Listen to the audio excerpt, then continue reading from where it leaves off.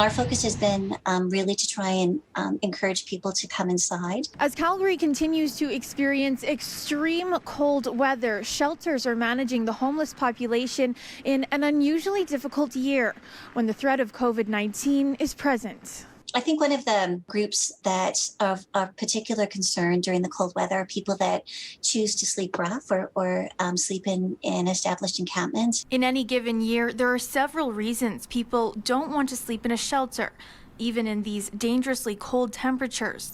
It could be a bad experience like sexual assault or a robbery.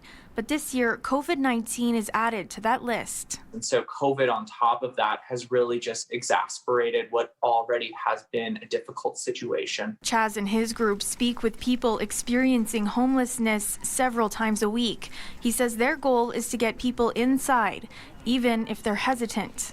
Although they are still very afraid of catching COVID and some of the other types of things that happen at these places, we want to convince them that, freezing right now is the immediate concern. Shelters are adapting. Overflow sites have been added across the city, and both Alpha House and BeTheChangeYYC have increased their outreach services. We've got an extra van 24/7. We put that in place a little while ago just to prepare for our usual cold spell. Kathy says shelters are corresponding with each other, making sure that people who may have an issue at one shelter can go to another one.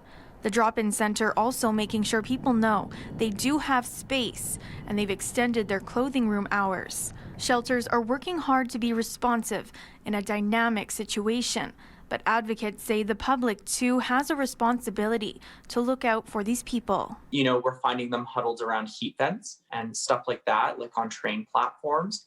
And so this is always a huge concern for us. You can call the DOPE team Be The Change YYC or 311 if you see someone suffering in the cold.